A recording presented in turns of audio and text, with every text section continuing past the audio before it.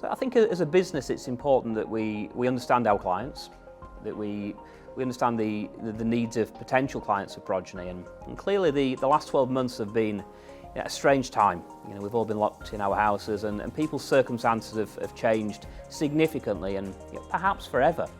So for me it was important that we look at how people are feeling, we look at confidence factors around the future, and also people's feelings about taxation. Because ultimately, as a business, that puts us in a better position to help people plan. So we know that people are thinking now that the long-term impact is that it will take up to or beyond 35 years for COVID to be paid for. And one of the impacts of that is that people are looking at their retirement and thinking, well, actually, it could be delayed by up to 2 years. And therefore, yeah, we can easily see that confidence is now running very low. The expectation is yes, that young people do feel that they're going to share an uneven proportion of the cost of COVID. The survey told us that 43% of those asked thought that 18 to 30-year-olds would share the biggest burden. But only 1% thought that over 68-year-olds would pay.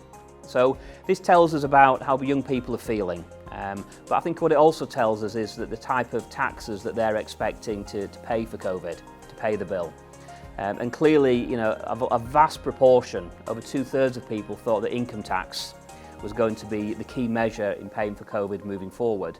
So automatically, if that's the case, young people are going to work longer and therefore they will share the biggest burden. If, however, other taxes were used, it may be that the older generation pays first and perhaps not the biggest burden, but then starts to help that next generation in passing on some of those potential savings.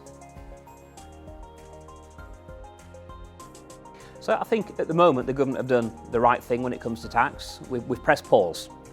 And what does that mean? That means we've stopped the potential increases on personal allowances and other allowances. And quite rightly, because we don't know where we are, we don't know what the total cost of COVID will be. Going forward, yes, absolutely. We're going to have tax rises, we're going to have new taxes. And I think what people also need to be aware of is the speed that these taxes will hit us. We now effectively have 2 budgets a year. We've just had the first of those where Rishi Sunak did put the pause on things. We will have the autumn statements. Now we also have the tax day, which is where we start to announce the potential reforms that will come. So people need to be aware that taxes will change, the speed of them will change. What does that mean? That means that they need to take stock of things now, but also to be prepared that things will change at a faster pace, and therefore their need for advice will become more frequent.